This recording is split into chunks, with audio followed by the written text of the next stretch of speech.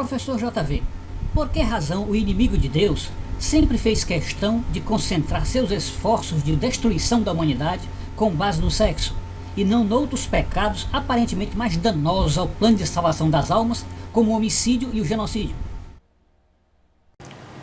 Eita, amigo, essa pergunta é uma pergunta mesmo embaraçosa, muito complicada. E que ninguém pense que nós, por acaso, dizemos as coisas assim, chamando, por exemplo, o sexo de pecado. Tão longe de nós, e cruz credo que essa verdade seja expurgada aí e certa já aceitada como mentira. Porque se há uma coisa maravilhosa e bendita que Deus criou para a felicidade humana, foi o sexo. E como tudo que Deus faz, Ele que é o Deus que deseja que tudo seja feito com decência e ordem, Ele também criou o sexo nesse mesmo sentido, criado para ser feito com decência e ordem. Mas a sua pergunta, envolvendo outros pecados hediondos, escabrosos, tem uma consideração a ser feita, que nós vamos escolher uma resposta que ligue a sua pergunta apenas à estratégia do plano de Deus. E de fato, o que está ocorrendo? Pecados hediondos e espalhafatosos, como o genocídio, o homicídio que você fala, exatamente por serem espalhafatosos e serem eloquentes, ou seja, que faz com que todo mundo assuma aquilo como pecado, isto é, são atos que, quando são vistos, ninguém duvida que sejam pecados. Então, justamente por isto, por serem os pecados explícitos, claros e evidentes, vamos dizer que ninguém discute sequer qual o conjunto cultural de um país, ou qual nação poderia não condená-los, porque esses pecados são universalmente aceitos como pecados. Então, o sexo ganha um contorno especial nessa questão da análise estratégica do plano de Deus, porque os aspectos da depravação não são olhados pela humanidade como pecado. E as pessoas estão encarando hoje as malignidades e as promiscuidades do sexo como coisa normal, coisa natural e até coisa desejável. Então, em razão disso, esses pecados são mais escolhidos, são mais usados pelas forças das trevas para conduzir a humanidade ao inferno, justamente porque as pessoas entram neles sem achar que são pecado. Então, a rigor, é como se eu fosse fazer uma comparação e dissesse o seguinte: eu queria que alguém participasse de alguma coisa ruim que eu estou fazendo. Então, por exemplo, digamos que eu seja um traficante, então eu quero que alguém participe disso. Então o que é que eu devo fazer? Olha, eu devo esconder de tal maneira a droga que a pessoa, por exemplo, que vai me fazer algum transporte, ela jamais imagine que esteja transportando droga. Então eu tenho que fazer a coisa bem disfarçada para que as pessoas entrem.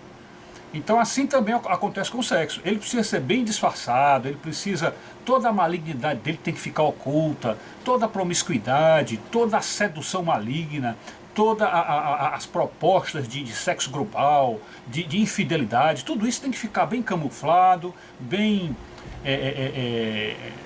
digamos assim, colorido, enfeitado, para que as pessoas entrem, pratiquem isso sem ter nenhum drama de consciência.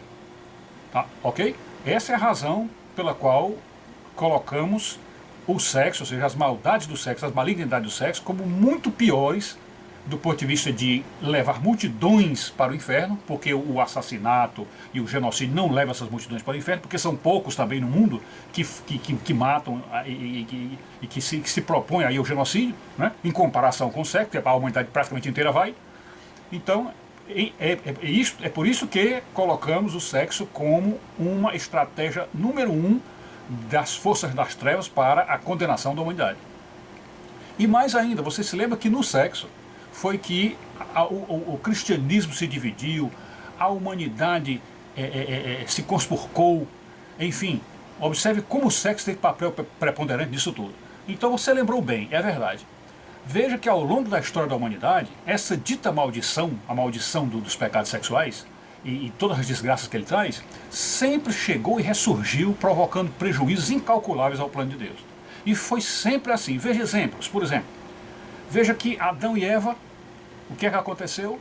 A igreja atribuiu ao sexo um dos papéis perniciosos do início da caminhada da humanidade. Isto é, a igreja achou, ou seja, interpretou que um dos pecados que foi praticado naquele momento de Adão e Eva foi o sexo.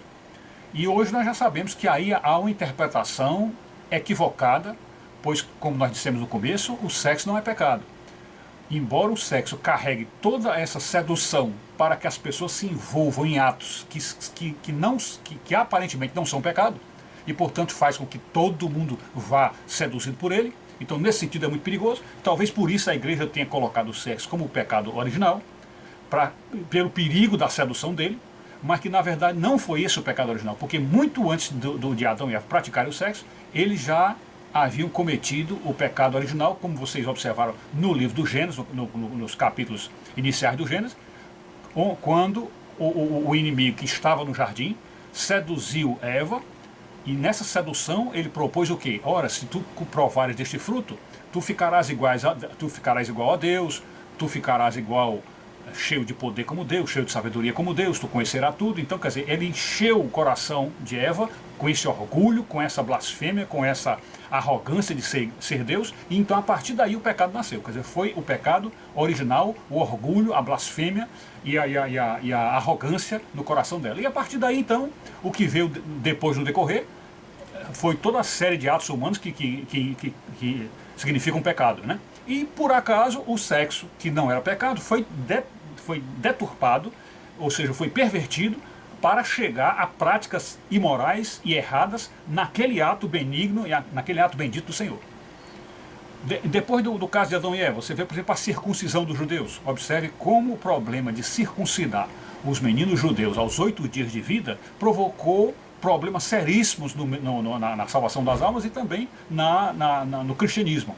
Observe como isso aconteceu. Tanto é que Paulo e Pedro chegaram a ter uma confusão, uma briga por causa disso, porque Pedro, tendo sido influenciado pelos judeus e, portanto, estava crendo num cristianismo judaico ou num judaísmo cristianizante, então ele queria, com isso, que os cristãos seguissem as normas do judaísmo, e aí, portanto, queria que aqueles que estavam se convertendo fossem circuncidados, e Paulo então chegou e disse: nada disso, resistiu em face a face, nada disso, a salvação do mundo, não dos homens, das pessoas que são os gentios, das pessoas que não são judaicas, não precisarão disso, de circuncidar, até porque isso não interfere em salvação nenhuma, e portanto aí veja outra briga que deu por causa do sexo.